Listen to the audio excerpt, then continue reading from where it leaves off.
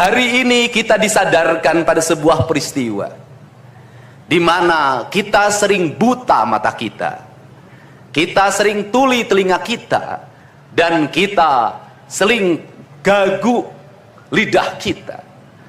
Ketika anak-anak kita berteriak di jalanan, mengusung sangkur, membawa celurit, saling berkejaran, darah menetes di setiap sudut kota, motor-motor dibakar, orang menjerit penuh rasa ketakutan, kita hanya bisa diam.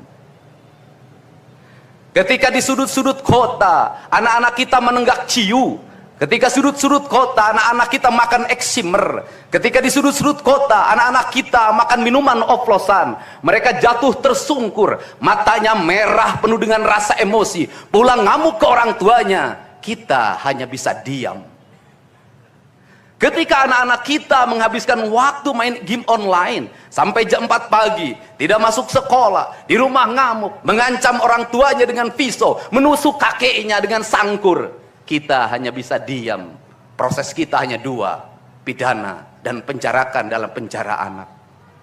Tetapi kita tidak pernah menyadari bahwa seluruh lorong-lorong kegelisahan mereka, seluruh hiruk pikuk jalanan tak membuat mereka nyaman.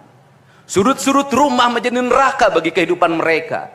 Lapang-lapang bola tergusur menjadi industri perumahan, pemukiman, dan pertokoan. Mereka kehilangan tempat bermain. Mereka kehilangan air yang jernih di sungai sehingga bisa mereka berenang. Mereka kehilangan gunung-gunung yang indah tempat mereka bercengkrama dengan alam. Mereka kehilangan sawah yang terhampar. Yang mereka lihat adalah kebisingan dan kebisingan. Bising di jalanan karena knalpotnya brong. Bising di rumah karena orang tuanya bertengkar. Maka mereka lari dalam rorong-gerong gelap. Digenggamnya handphone, diambilnya obat-obat terlarang, ditengahnya minuman dalam sebuah kelompok yang sama. Kita orang-orang yang terpinggirkan di rumah, kita orang-orang yang terpinggirkan di sekolah, guru-guru telunjuknya menunjuk pada wajahnya, tapi tak bisa memberikan solusi kegelisahan jiwanya. Semua orang hanya memberikan pengamatan, analisis, kajian. Itulah metodologi yang dikembangkan bangsa ini. Tetapi tidak ada yang berani mengambil solusi, mengangkat mereka di sudut jalanan, dimasukkan ke barak, dididik secara militer, diarahkan menjadi anak-anak yang berguna. Kedisiplinan militer adalah harga mati bagi kemajuan bangsa, bukan musuh. Pandangan-pandangan buruk terhadap militer adalah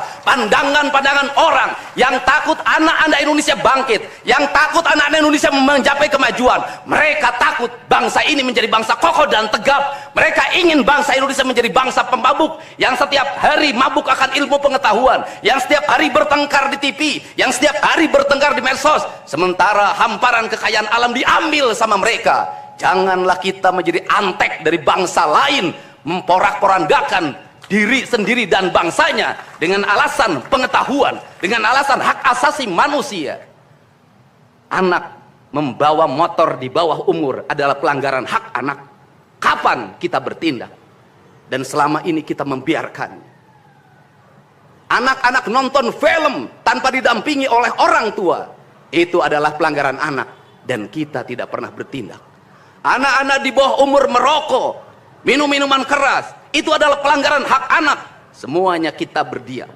Anak-anak main game online, nonton tayangan-tayangan dewasa lewat media sosial, kita berdiam. Negeri ini akan hancur manakala semua orang berdiam.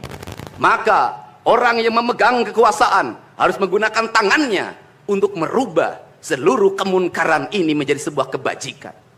Kalau kita berkomitmen pada bangsa ini, problem anak-anak kita adalah mengkonsumsi tayangan yang bukan haknya di media sosial.